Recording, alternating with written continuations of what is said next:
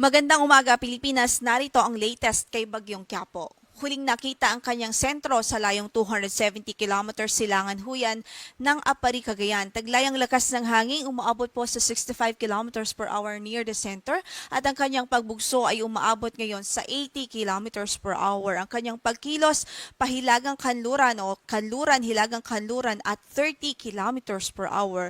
So as we can see po dito sa ating latest satellite imagery, malaking bahagi na po ng bagyo ang nakalapat na ngayon sa Northern Luzon at ilang bahagi ng Central Luzon. So ibig sabihin, as early as now ay nakakaapekto at nananalasan na po itong bagyo dito sa mga kababayan natin dito sa Northern Luzon o Hilagang Luzon. At makakapal na kaulapan na rin po ang nakikita po natin. So ibig sabihin, expected na po natin dyan yung katamtaman hanggang sa malalakas na pagulan na maaring maranasan ng ating mga kababayan sa mga oras na ito at sa mga susunod pang oras. So maliban nga po dito sa bagyo ay meron pa po tayong habagat na minomonitor ngayon yung mga pag-ulan dahil itong habagat ay expected din po nating magpapaulan sa malaking bahagi ng ating bansa, sa natitirang bahagi ng ating bansa, including po dito sa Metro Manila. So dito sa Kamaynilaan, katulad na lamang po dito ay mostly maulap na po tayo ngayon at may mga paminsang-minsang pagbuhos ng ulan at maaari po yung magpatuloy hanggang weekend.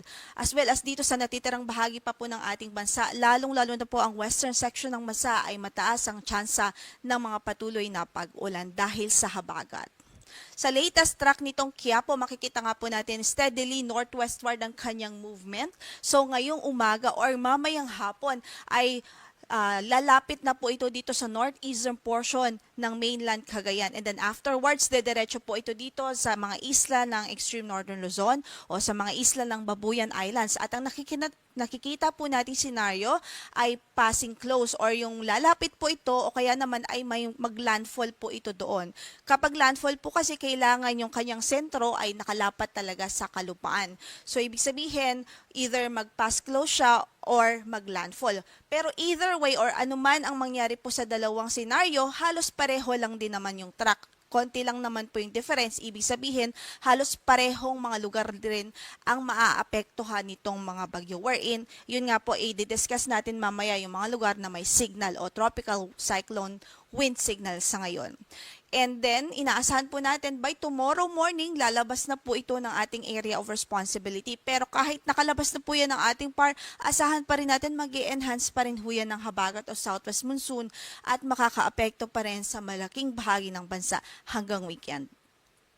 So, dito nga po sa ating tropical cyclone wind signal number 2 ay nakataas pa rin ngayon sa Batanes, sa northern portion ng mainland Cagayan including Babuyan Islands at sa northern portion ng Ilocos Norte. So atin pong alalahanin ang yung ganitong klaseng hangin, maaari pa rin makapaminsala o mapaminsala pa rin ito at significant pa rin ito at hindi pwedeng baliwalain dahil malakas na hangin ang inaasahan kapag tropical storm category. So sa mga kababayan natin dyan, patuloy natin silang pinag-iingat hanggat maaari po, we're hoping by this time ay prepared na po sila at nasa safe na shelter na po ang ating mga kababayan doon. Samantala, ang signal number 1 naman nakataas ngayon sa natitirang bahagi pa ng mainland Cagayan sa Isabela, Nueva Vizcaya, Quirino, Apayao, Abra, Kalinga, Mountain Province, Ifugao, Benguet, the rest of Ilocos Norte, Ilocos Sur, La Union, the northern and central portions ng Aurora.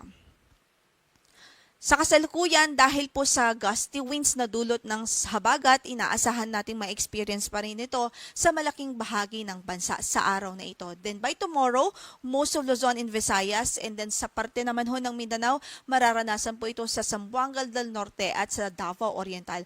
And on Sunday, inaasahan natin posible pa rin ang gusty conditions dito sa Ilocos Region, sa Zambales, Bataan, Occidental Mindoro at maging sa Kalayaan Islands. In terms of mga pag-ulan naman po or yung rainfall scenario na ating inaasahan, meron naman po tayong ini-issue na weather advisory. At itong weather advisory tutukoy po ng mga lugar kung saan ay inaasahan natin makakaranas ng malalakas na pag-ulan. So sa araw na ito, yung mga lugar po na pwedeng makaranas ng range ng rainfall na 100 to 200 millimeters of rainfall ay dito po sa Batanes, Cagayan, Ilocos Norte at maging sa Apayao. Ito po yung mga lugar kung saan naka-orange po yung shade. So, ibig sabihin, nandyan po yung maximum rainfall na maaaring maranasan throughout the passage of Bagyong Quiapo. Samantala, yung mga lugar naman na makakaranas ng 50 to 100 millimeters of rainfall dahil sa Bagyong Quiapo ay dito sa Isabela, Benguet, La Union, Ilocos Sur, Caliga at maging sa Abra.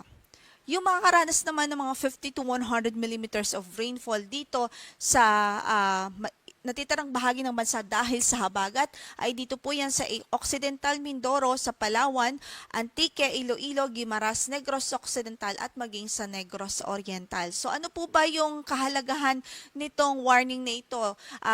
Importante po itong malaman ng ating mga kababayan dahil yung mga lugar na meron tayong weather advisory, ibig sabihin mataas ang tsansa ng mga pagbaha, lalong-lalo na po sa mga localized, sa mga low-lying areas, sa mga lugar na malalapit po sa ilog at yung mga vulnerable areas po. At pwede rin po itong mag-cause ng landslide, especially kapag tuloy-tuloy yung mga pag-ulan. So ingat po ang ating abiso sa ating mga kababayan. Huwag ho tayong maging kampante. Mas mainam na po ang doble o tripleng pag-iingat. Samantala, by tomorrow, possible pa rin yung 50 to 100 millimeters of rainfall dahil sa Bagyong Quiapo dito sa Batanes, Cagayan, Ilocos Norte, Apayao, Abra at Ilocos Sur. Habang dahil naman sa habagat, pwede pa rin magdulot ng mga malalakas na pag-ulan dito sa Occidental Mindoro.